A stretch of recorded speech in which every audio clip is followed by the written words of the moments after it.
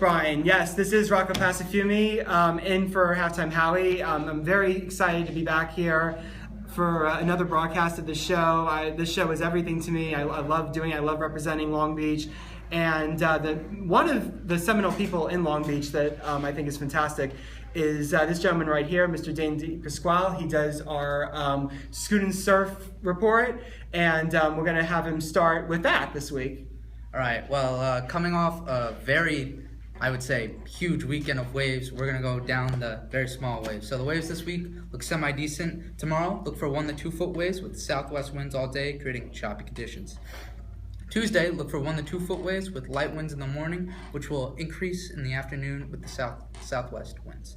Wednesday, Thursday, Friday, and Saturday, look for thigh-high surf with north winds till around 12 p.m., which will shift southwest in the afternoon.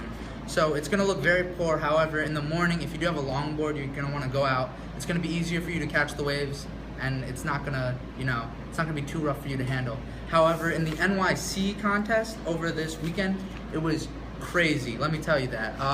So I'm just going to read off who the placings were. So in first, defending his title from last year was Leif Engstrom. This dude is a monster in the air, I'm telling you. He does rodeo flips, 360s, Supermans, whatever you name it, he does. You can go online, watch all of his videos. Crazy. He's gone to Puerto Rico, all around the globe. I feel like this dude, if he keeps it up and he keeps doing these competitions, shows the world what he can do, he's pretty much going to go pro within probably the next 3 years, I'm going to say.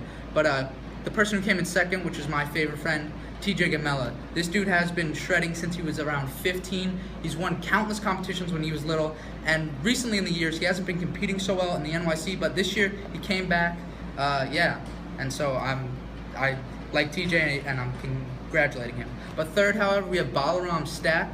Balaram Stack won the Unsound Pro last summer. However, he came in third this year. I don't know what happened, and he also tied third with Alec Foz. And also, just to give you the money breakdown, Leif Engstrom won $1,000, TJ Gamella won $725, Balaram Stack and Alex Foz both won $225. So congratulations to both of them, everybody. They did great, and I can't wait till next year and the Unsound Pro later this year.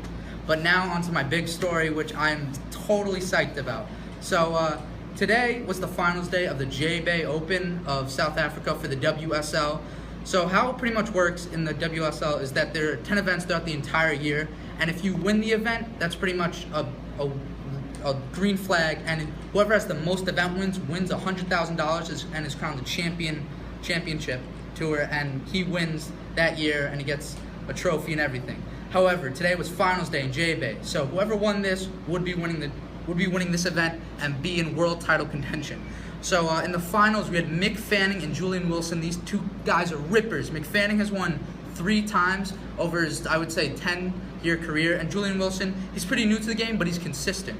So what happened in the water 2 minutes into the heat, Julian Wilson catches a wave, which is a 6-point ride, semi-decent. 2 minutes in, all of a sudden you see a shark pop out of Mick Fanning's backside. You just see a dorsal fin, attacks him right from the back.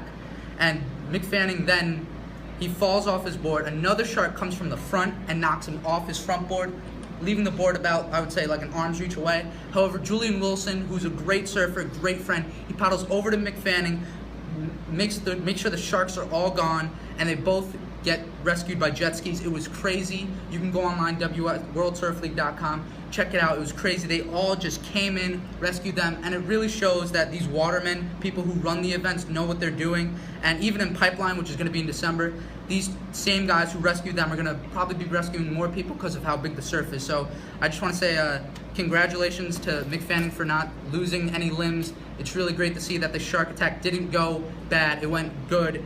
And just, it's very shocking knowing that Mick Fanning could have lost a limb and we could have had a 3-time world champ gone. So, thank goodness. But anyway, I also want to talk about the points and ranking systems for how this happened. So, pretty much how it goes is it's 10,000 points for the winner, 8,000 points for the second place, and these points will go into the seeding of how you'll verse in your heats throughout the next 6 events for the rest of the year.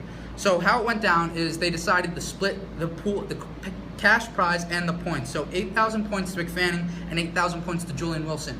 And they both got second place. That's what it says in the paper. But however, what this is going to be really bad for is Julian Wilson, who hasn't won an event this year, but he's been performing consistently.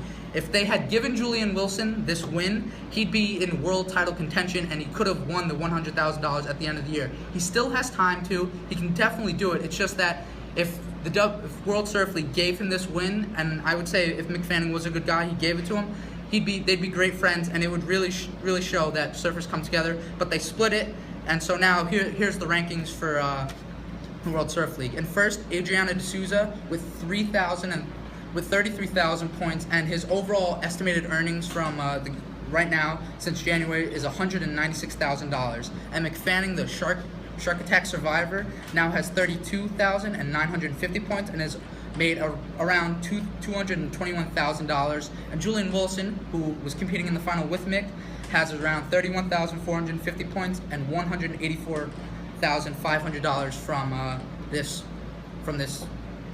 from the year. So yeah, I just want to say that I'm glad everyone is safe, and it was pretty amazing seeing how everyone came together to help Mick Fanning and Julian Wilson get safe. It was crazy, and I'm just glad they're safe, and hopefully we'll see them next time in Tahiti in August, so I can't wait. So thank you, Rocco. Well, thank you. Just sit tight, moving right along, Dana.